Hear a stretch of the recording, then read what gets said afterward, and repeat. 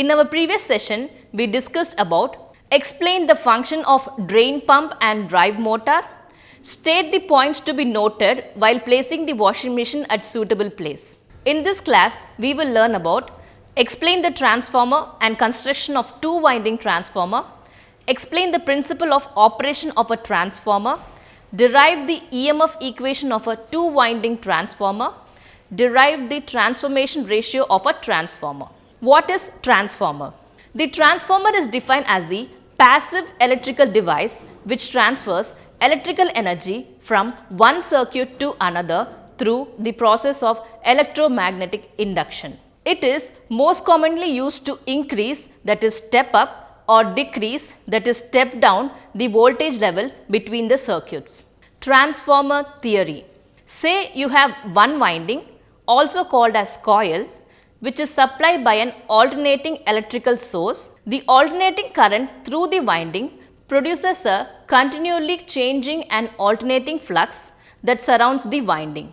If another winding is brought close to this winding, some portion of the alternating flux is linked with the second winding. As this flux is continually changing in its amplitude and direction, there must be a changing flux linkage in the second winding or coil. According to the Faraday's law of electromagnetic induction, there will be an EMF induced in the second winding. If the circuit of the secondary winding is closed, then the current flows through it. This is the basic working principle of a transformer. Construction of a transformer. According to the core construction and the manner in which the primary and the secondary windings are placed around it, the transformer is named as core type and shell type. Core type transformer consists of two separate coils, one on each of two opposite legs of a rectangular core. Normally, it is not a desirable design. Its disadvantage is the large leakage flux associated with it. The large leakage flux causes poor voltage regulation. Therefore, to ensure the most of the flux set by the primary is linked with the secondary, the construction is employed. This is called as shell type construction. Here, two windings are wound concentrically. The higher voltage winding is wound on top of the lower voltage winding. The lower voltage winding is then located closer to the steel. This arrangement is preferable from an electrical insulating point of view. From the electrical viewpoint, there is not much difference between two constructions. Cores are built up of laminated silicon steel sheet. Most laminating material have an approximate alloy content of 3% silicon and 97% iron. Silicon content reduces magnetizing losses. Particularly, the loss due to hysteresis is reduced. The silicon makes the material brittle. This brittleness causes problem in stamping operation. Most laminating material are cold rolled and often especially annealed to orient the grain or iron crystals. This provides a very high permeability and low hysteresis to flux in the direction of rolling. Transformer laminations are usually 0.25 to 0.27 millimeter thick for 50 Hz. The laminations are coated on one side by a thin layer of varnish or paper to insulate them from each other. The coils are pre-wound and the core design must be in such a way that it permits placing the coils on the core. Of course, the core must then be made in at least two sections. The laminations for the core type transformer may be made up of L-shaped laminations as shown in the diagram. The core for the shell type transformer is normally made of E and I shaped laminations as shown in the diagram. Transformer principle.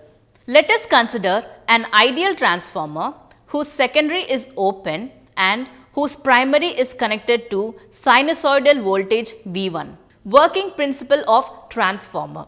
Transformer works on the principle of mutual induction of Faraday's law of electromagnetic induction.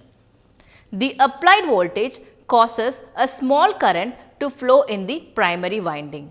This no-load current is meant to build up a counter electromotive force equal and opposite to the applied voltage. Since the primary winding is purely inductive and there is no output, the primary draws the magnetizing current Im only.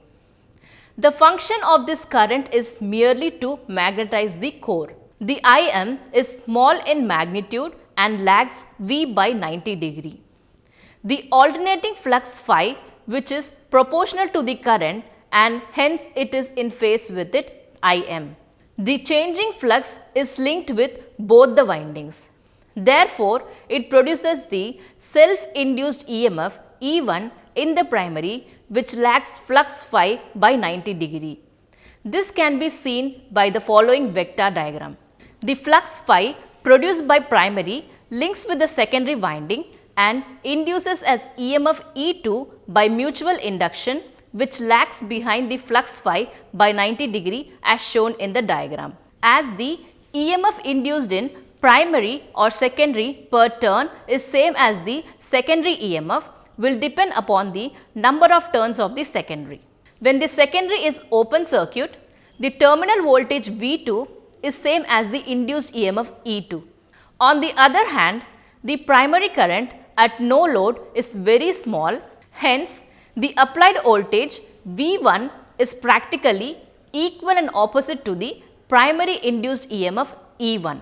The relationship between primary and secondary voltages are shown in the following diagram. Hence, we can say that total EMF induced in secondary E2 divided by total EMF induced in primary E1, which is equal to N2 into EMF per turn divided by N1 into EMF per turn, or E2 by E1 is equal to N2 by N1.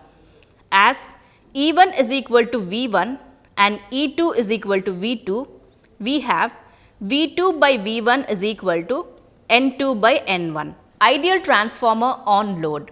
When the secondary is connected to a load, the secondary current flows in turn makes the primary current to increase. The relationship between primary and secondary currents is based upon the comparison of the primary and secondary ampere turns. When the secondary is open circuit, the primary current is such that the primary ampere turns are just sufficient to produce the flux phi necessary to induce an EMF E1, which is practically equal and opposite to the applied voltage V1. The magnetizing current are usually about 2 to 5% of the full load primary current.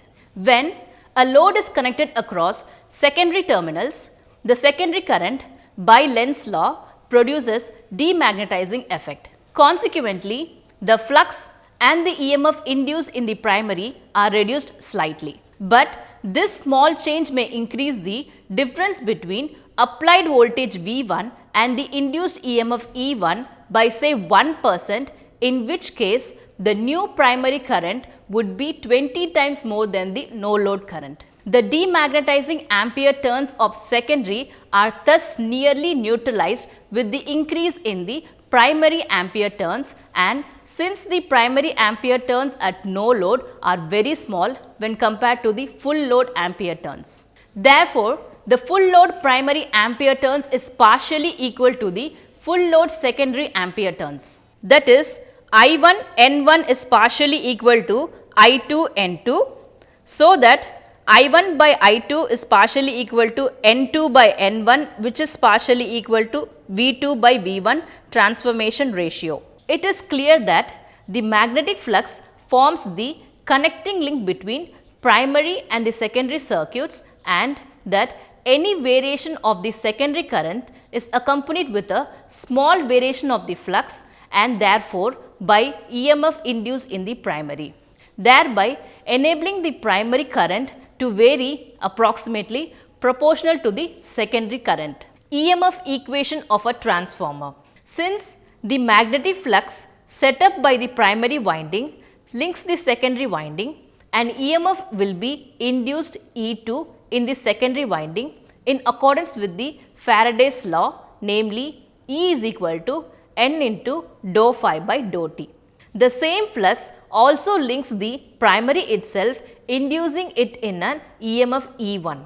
The induced voltage must lag the flux by 90 degree, therefore, they are 180 degree out of phase with the applied voltage V1. Since there is no current in the secondary windings, E2 is equal to V2. The primary voltage and the resulting flux are sinusoidal. Thus, the induced quantities E1 and E2 vary as a sine function. The average value of the induced voltage is given by E average is equal to turns into change in flux in a given time by given time. Referring this diagram, it is seen that the flux change in the time interval T1 and T2 is 2 phi m, where phi m is the maximum value of the flux in Weber. The time interval represents the time in which flux change occurs and equals 1/2 cycle 1 by 2f seconds, where f is the supply frequency in hertz. It follows that E average is equal to N into 2 phi m divided by 1 by 2f, which is equal to 4 into Fn phi m, where N is the number of turns on the winding. The effective or RMS voltage for sine wave is 1.11 times the average voltage. Thus, E average is equal to 4.44 Fn phi m.